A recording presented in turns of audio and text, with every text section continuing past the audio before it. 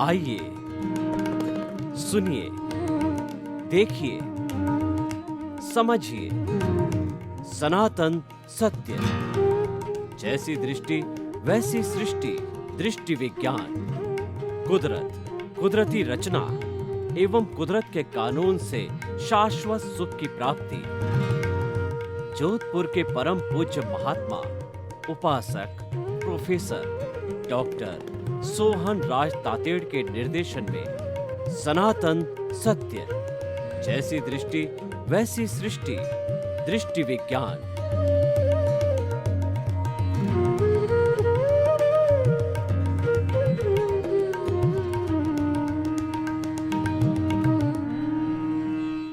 ओम शांति प्रभो जय शांति प्रभो पार्श्वनाथ वीर प्रभो। ओम शांति प्रभो जय शांति प्रभो पार्श्वनाथ वीर प्रभो। ओम शांति प्रभो जय शांति प्रभो पार्श्वनाथ महावीर प्रभो।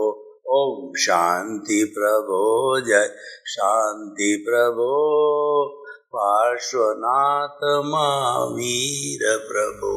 हे प्रभु, आप मुझे और मेरे समस्त साथियों को ऐसी शक्ति दो, जागृति दो, हम सभी शांतिपूर्ण सहवास करें, भाई भाई बन करके एक दूसरे के काम आवें, एक दूसरे का सहयोग करें, शांतिपूर्ण सहअस्तित्व के साथ में रहें और हम जो है भातृत्व भाव से जो है साथ में रहें, हम जो है भाईचारे से साथ में रहें।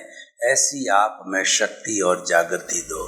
भाई और बहनों, मातृशक्ति को नमन। आज का विषय है कि जीवन का अंतिम लक्ष्य आनंद। हम काम करते करते करते जब लास्ट स्टेज पर आते हैं तो वह अंतिम मंजिल कहलाती है। तो हमारा जीवन यानी जन्म से मृत्यु के बीच का जो टाइम स्पान है वह जीवन कहलाता है। तो जीवन का भी कोई अंतिम लक्ष्य होना चाहिए ना। पहले ये लक्ष्य, सबसे पहले जन्म लिया, फिर बड़े हुए, उसके बाद के अंदर जो है हम युवक बने, शादी हुई, हमारे बाल बच्चे हुए, बाल बच्चों को जो है पैरों पर खड़ा किया और उसके बाद के अंदर जो है हमने कमाना चालू किया और उसके बाद के अंदर आगे बढ़ते रहे। लेकिन अंतिम क्या, ऐसी कौन सी चीज है जो अंतिम लक्ष्य होना चाहिए, वह मैं आपसे प्रश्न करना चाहता हूँ कि जीवन में सबसे बहुमूल्य वस्तु कौन सी है। हीरे बहुमूल्य है, माणक मूल्य बहुमूल्य है, पन्ना बहुमूल्य है, सोना बहुमूल्य है, मकान, प्लॉट, संबंध, घर, परिवार, स्त्री, क्या बहुमूल्य है। देखिए, कहा गया है कि गो धन, गज धन, बाजी धन और रतन धन खान, जब आवे संतोष धन तब तब धन सारा धन जो है वो सब तब धन धूरी समान। यानी हमारे पास गाय का धन है, होरी है, हीरे है, माणक है, मोती है, पन्ना है, सारा तरह का धन है, लेकिन सब जब संतोष आता है तो सब धन धूली समान लगता है। क्योंकि हमारे में अनाशक्ति आ जाती है कि ये सारा धन तो पर है, ये सारा धन तो मिट्टी स्वरूप के अंदर है, जड़ स्वरूप है, एग्रीगेट है, ये मैटर है, ये हमारे में सच्चा ज्ञान आ जाता है। तो यहाँ संतोष की बात कही और मैं ये कहना चाहता हूँ कि जीवन का अंतिम लक्ष्य है आनंद। क्योंकि आनंद है वो हमारे अस्तित्व का गुण है, वह प्रभु का गुण है, वो हमारे भीतर विराजमान भगवान का गुण है, भीतर विराजमान शुद्ध आत्मा भगवान का गुण है, वो है आनंद गुण है। उसको हम सच्चिदानंद कहते हैं। उसी परमात्मा का जो भीतर विराजमान है उसको सच्चिदानंद कहते हैं। सत का मतलब अविनाशी, वो कभी नाश नहीं होने वाला है। और उसके बाद में सत चित्त, चित्त का मतलब होता है कि मेरा प्रभु है, मेरा भगवान है, वह जो है ज्ञान दर्शन वाला है। उपयोग लक्षणों जीव, जीव का जो है लक्षण क्या है? उपयोग है। उपयोग को हम ज्ञान दर्शन कहते हैं। वास्तव में ये ज्ञान ही होता है, लेकिन क्या है कि वस्तु में पर्याय बिना उस वस्तु का जो है अस्तित्व समाप्त हो जाता है। तो हमारी भले ही मोक्ष की शुद्ध आत्मा हो, तभी वो कभी ज्ञान में आती है, कभी दर्शन में आती है। उसके ज्ञान दर्शन बदलते रहते हैं। कुल मिलाकर के वो ज्ञान ही होता है। दर्शन तो क्या है? मात्र एक क्षणिक एक बोध है, देखने का, स्थिर रहने वाला है, स्थायी रहने वाला है, वो ज्ञान होता है। तो ये चित्त हो गया। और उसका लक्षण क्या है? देखिए, जो हमारा अस्तित्व है, जो हमारा प्रभु है, जो भीतर बैठा है, जिसकी ताकत से मैं बोल रहा हूँ, जिसकी ताकत से मैं हाथ हिला रहा हूँ, और जिसकी ताकत से मैं सिर हिला रहा हूँ, जिसकी ताकत से मैं सारे कार्य कर रहा हूँ, सोच रहा हूँ, भाग रहा हूँ, दौड़ रहा हूँ, उसकी ताकत से कर रहा हूँ, तो उसका जो लक्षण है वो आनंद है। वो सबसे बड़ी बात, यानी हमारे भीतर आनंद की अनुभूति होनी चाहिए। ये जीवन का लक्ष्य है और इसको प्राप्त किया जाना चाहिए। इसको प्राप्त जो है हम प्रारंभ से ही करें। प्रारंभ से प्राप्त कैसे कर सकते हैं? जब से हमारे होश आ जावे तो हम एक अभ्यास करें, एक प्रैक्टिस करें कि जो काम हम करें उसमें हमको आनंद मिलना चाहिए, इंटरेस्ट मिलना चाहिए। और हमको पता है कि हमारा जीवन ज्यों ज्यों बढ़ेगा वह उसके अनुरूप भी कार्य हमारा परिवर्तित होता रहेगा। जैसे बचपन में हम होते हैं तो हमको स्कूल जाके पढ़ाई करनी पड़ती है, तो पढ़ाई करने में हमको आनंद की अनुभूति होनी चाहिए। अगर कोई गृहिणी है उसको भोजन पकाने में आनंद आना चाहिए। और अगर कोई व्यापारी व्यक्ति है उसको व्यापार करके कमाने में आनंद आना चाहिए। कोई कैमरा मैन है तो उसको कैमरे की सेटिंग में, कैमरे के द्वारा अच्छा फोटो लेना और कैमरे को सुव्यवस्थित रखना, उसमें उसको आनंद आना चाहिए। तो आज का हमारा टॉपिक है वो आनंद लूटने का टॉपिक है कि हम वही कार्य करें जिसमें हमारे को आनंद की अनुभूति हो। और इसको मैं दो भागों के अंदर बांट देता हूँ, क्योंकि हमारा जीवन दो भागों में बटा हुआ है।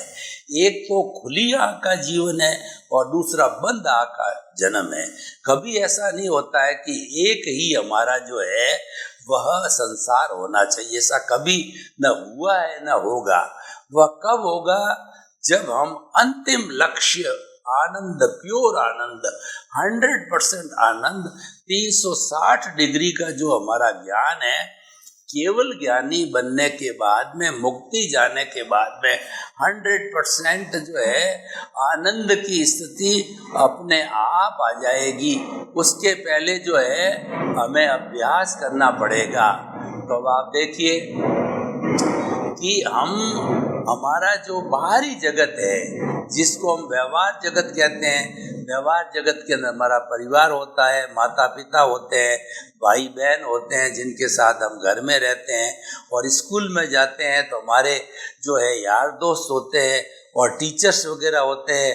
और उसके बाद के अंदर जो है हम कॉलेज यूनिवर्सिटी में जाते हैं तो वहाँ पे जो है ज़्यादा पढ़े लिखे हुए टीचर होते हैं, होता वो पढ़ाई का माहौल ही होता है। उसके बाद हम व्यापार करने जाते हैं तो हमारे साथ में व्यापारी होते हैं, जो व्यापारियों के साथ हम लेन देन करते हैं। समय समय के अनुसार हमको कार्य करना पड़ता है और सभी उम्र में एक सा कार्य नहीं होता है। उम्र के साथ साथ में, एज के साथ साथ में काम बदलता रहता है, लेकिन एक कांस्टेंट फैक्टर है, वह है आनंद। हमें होश आवे तब से ही एक लक्ष्य बना देना चाहिए कि मैं जीवन में वही कार्य करूँगा जिसमें मुझे आनंद आए। और देखिए, कभी अगर आनंद के अंदर कमी आवे तो उसको तुरंत दूर करना चाहिए। कैसे दूर करना चाहिए? मान लीजिए स्कूल के टीचर ने कोई भी होमवर्क दिया और उस होमवर्क कठिन है, हमसे हुआ नहीं, और हम कर नहीं पाए तो हमको रूखा रूखा लगने लग गया, तो हमें विनम्र पूर्वक टीचर से प्रार्थना करनी चाहिए कि ये प्रश्न मैंने खूब ट्राई किया, इसका हल मैं नहीं निकाल पाया, तो टीचर हमको अच्छी तरह से टेक्निक से समझाएंगे तो हल निकल जाएगा। तो हमारी दुविधा थी वो आनंद के अंदर बदल गई। उस प्रकार हम घर में रहते हैं तो कई तरह के टेंशन होते हैं, तो उन टेंशन के अंदर जो हमारे आनंद को खंडित करते हैं, उदाहरण के तौर पर देखिए, लड़की बड़ी हो गई है, उसकी अब सगाई करनी है, तो उसकी सगाई करने के लिए जो है हमने 2-3 लड़के देखे, लेकिन वो कभी लड़की की माँ को पसंद नहीं आवे और कभी जो है वो लड़की को पसंद नहीं आवे, तो हमारे टेंशन हो जाता है, हम कष्ट में आ जाते हैं। तो ऐसी स्थिति के अंदर हमें दिल खोल करके मीटिंग करनी चाहिए। जो प्रभावित होने वाले हैं, यानी उस हमारी लड़की से, लड़की की माता से, लड़की के भाइयों से बैठ के मीटिंग करो कि भाई ये कार्य किया गया है और मुझे ये ठीक लग रहा है, तुमको ठीक क्यों नहीं लग रहा है। अगर वो आपको ये समझा देते हैं कि लड़का इस तरीके से है, व्यवहार अच्छा नहीं है, आदतें अच्छी नहीं है, तो आप उसको लेट गो कर सकते हो, क्योंकि आपने अपने हिसाब से देखा है, कमी है तो आप भी समझ जाओगे, आपका टेंशन दूर हो गया।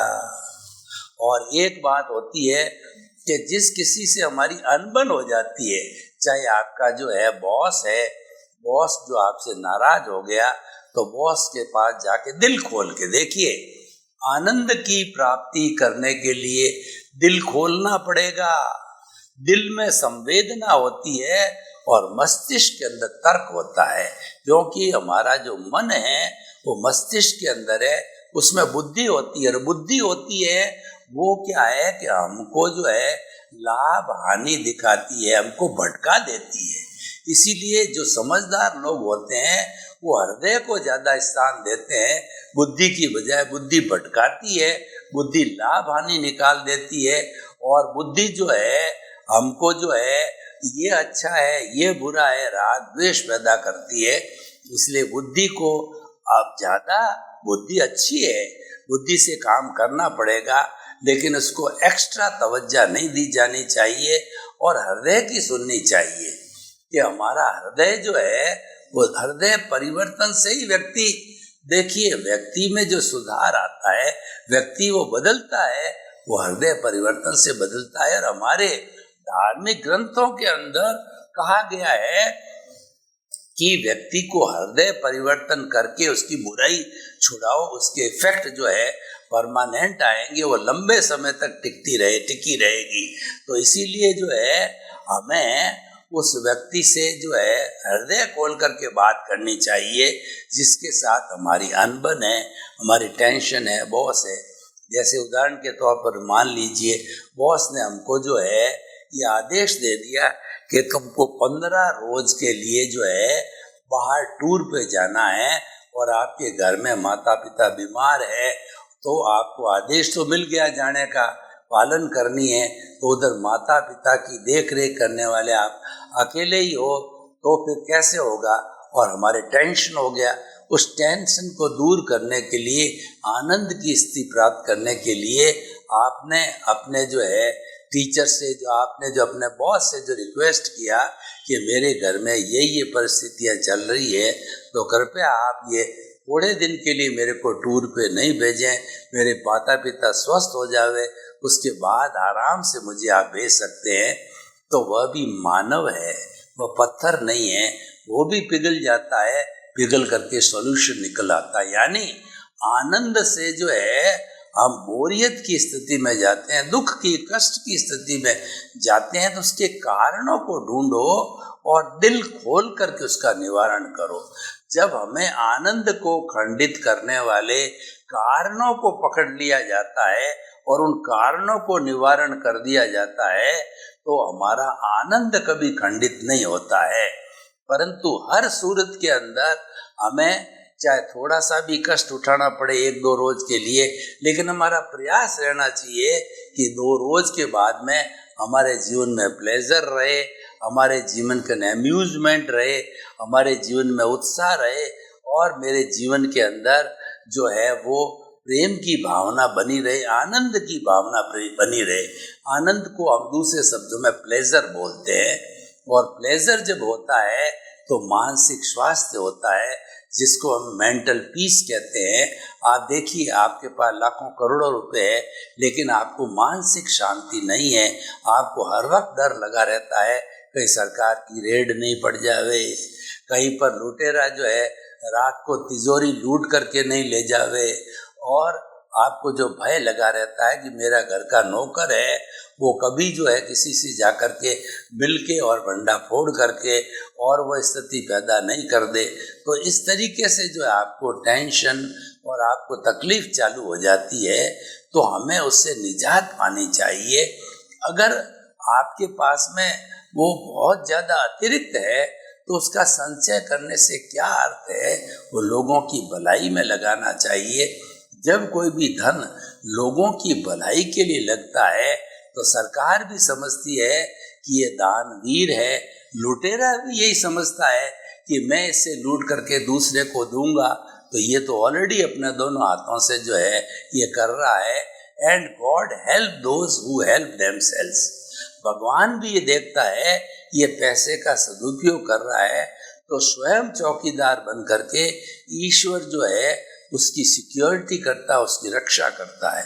ऐसा कहा जाता है धन के लिए कि आप धन को जितना जितना खर्चोगे त्यों तो ये बढ़ता जाए। खर्चने का अर्थ क्या हुआ? व्यर्थ वेस्टेज नहीं करना, लोक कल्याण, जगत कल्याण और लोगों के परोपकार के लिए लोगों की जो बेसिक नीड, रोटी, कपड़ा, मकान, शिक्षा, चिकित्सा सुविधा है उस पर लगाने से बढ़ता है। और लूले, लंगड़े, अपाहिज, मूक, बधिर, अनाथ, विधवा आदि जो अभावग्रस्त लोग हैं हमारे समाज में, उनको हम रिलीफ पहुंचाते हैं तो ये धन ऑटोमेटिकली ग्रो होता है, क्योंकि जो है ईश्वर न्याय करता है, ईश्वर देखता है कि ये इसका उपयोग कर रहा है। ईश्वर उसी को ही धन देते हैं, लक्ष्मी देते हैं जो उसका सदुपयोग करता है।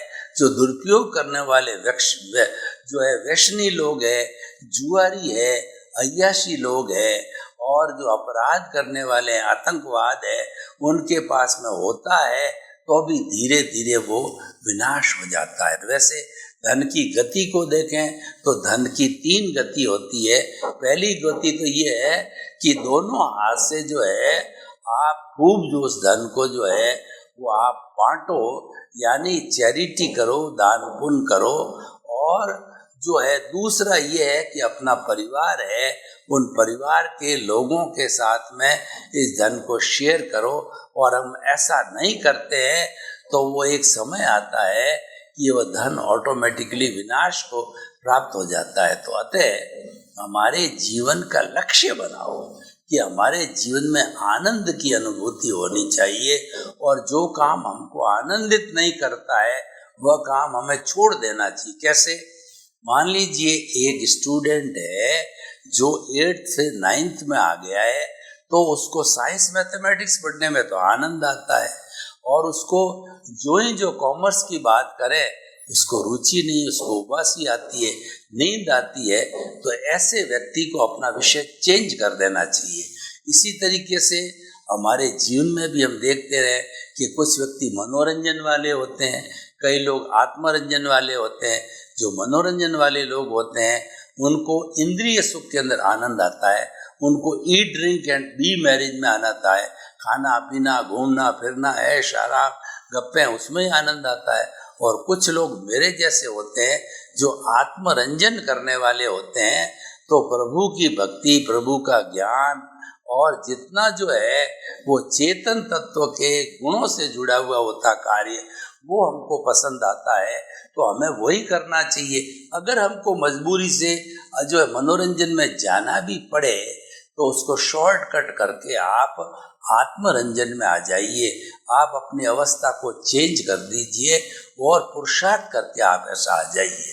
तो देखिए, जब हमारा जीवन का लक्ष्य आनंद का बन जाता है तो हमारे जीवन में भरपूर खुशियां ही खुशियां होगी। ऐसी स्थिति में हम क्या करेंगे, हम सचेत हो जाएंगे कि कहीं ऐसा नहीं हो कि मेरी ये प्लेजर की स्थिति चला जाए।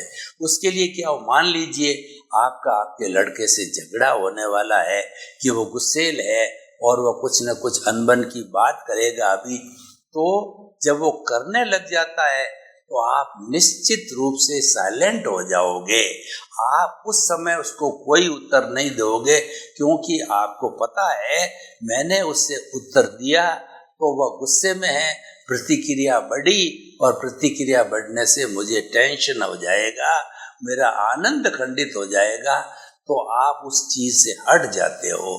तो आप ये हमेशा छोड़ो कि ये हम आनंद की स्थिति में रहे। आनंद की स्थिति के लिए बहुत से सूत्र है। एक कवि ने बहुत अच्छी बात कही है कि 3 बात से जीव को सदा राखिए दूर। जीव मतलब आत्मा, शरीर। कौन कौन सी 3 बातें हैं? कर्ज, बीमारी और मुकदमा, फिर खाओ भरपूर। यानी आप जीवन में आनंद लूटना चाहते हो, कर्ज से परहेज करो। बिजली के, पानी के मीटर जो है वो जो है चलते और बंद होते हैं। कर्ज का मीटर 24 आवर्स चलता है, वह कभी भी जो है बंद नहीं होता, वह चक्रवर्ती ब्याज से बढ़ता ही रहता है। तो ये कर्ज हो गया। बीमारी मतलब ये कि स्वास्थ्य का गड़बड़ होना, खुद हम बीमार पड़ते हैं तो बहुत परेशान होते हैं और हम जो है दुखी हो जाते हैं।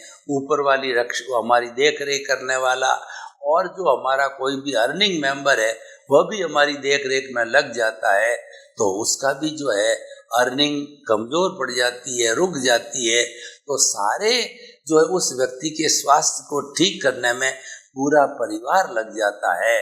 तो कर्ज, बीमारी और मुकदमा, देखिए जब मुकदमे की स्थिति आती है तो आदमी कितना भारी टेंशन में जाता है। और आजकल हमारे न्यायालयों की ऐसी स्थिति है कि दादा केस लगाता है, पोता पड़पोता तक लड़ता रहता है। अब देखिए उस स्थिति के अंदर व्यक्ति रोज 3-5वें दिन टेंशन में रहता है, ये साक्ष्य जुटाना है, ये डॉक्यूमेंट लाना है और इस वकील साहब के पास जाना है और वकील साहब क्या क्या बताएंगे जानकारी करना है और इसकी अगली पेशी कब है, सारी बातों का ध्यान रखना। ये सारी जो है फ्यूटाइल एक्सरसाइज है। ये जो रचनात्मक कार्य नहीं है, ये तो जो है नुकसान के कार्य है।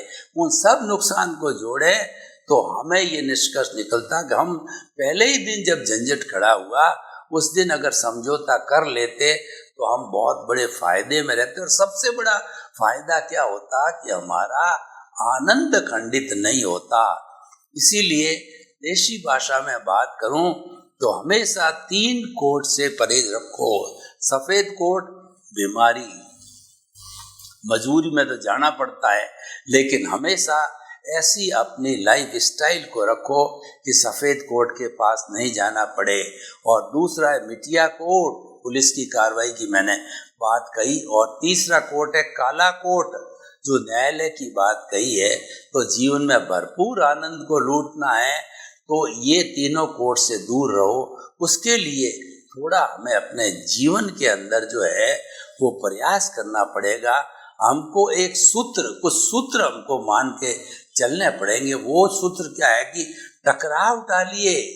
हमारा किसी से तू मैं हो गया है या हो जाता है तो हम उसके अंदर प्रयास करके और साइलेंट रहें, क्योंकि वो टकराव जो है हमारे आनंद को खंडित करेगा। और एडजस्ट एवरीवेयर, देखिए कि कहीं पर कैसी परिस्थिति है, कहीं पे कैसी परिस्थिति नहीं है। तो कई बार क्या होता है कि हमको मन चाहा जो है आवास मिल जाता है, मन चाही सुविधा मिल जाती है और कई बार नहीं मिलती है।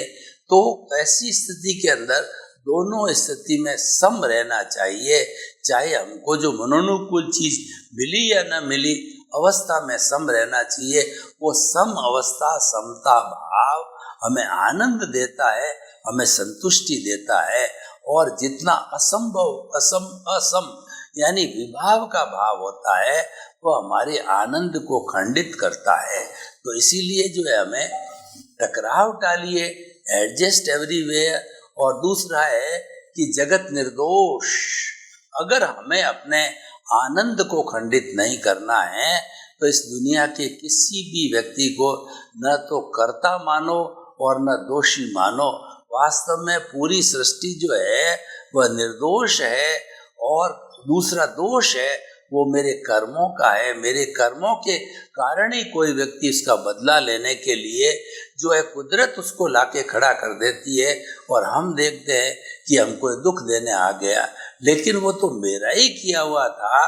तो हमें तो उसकी कृतज्ञता ज्ञापित करनी चाहिए कि इसको कुदरत ने अच्छे व्यक्ति को भेजा है, तो वो मेरा एनओसी दे रहा है और वो मेरा हिसाब क्लियर कर रहा है।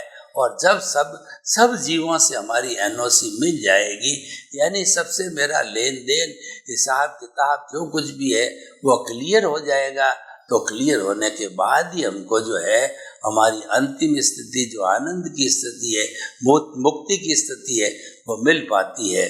तो इस तरीके से जो हमें जो है कि पहला सूत्र है कि जो है वो निर्दोष किसी को जो है दोषित, जगत को निर्दोष देखना, जगत निर्दोष, और ये मानना कि गलती मेरी हुई है।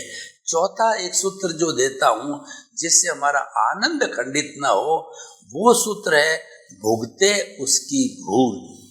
यानी कि आपके साथ में कोई घटना घटित हो रही है, अगर आपको किसी ने गाड़ी को जो है किसी ने जो है वो धक्का मार के डैमेज कर दिया, और किसी ने आपको जो है वो मोटरसाइकिल से धक्का दिया, आप गिर गए, और घर के अंदर जो है आपकी मम्मी ने या कोई आपके सदस्य ने पानी गिरा दिया और आपको दिखा नहीं, तो आप वहाँ से गिर गए और आपके चोट आ गई।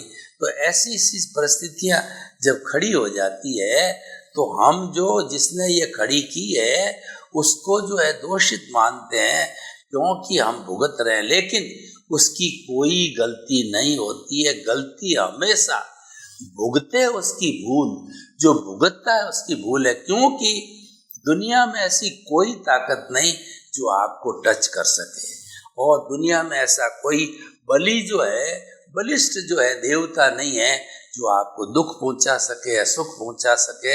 आपके तो कर्म ही सुख और दुख देते हैं, को सुख को दुख देता है, और कर्म देत झकझोर, उर्जत सुरजत आप ही ध्वजा पवन के फिर।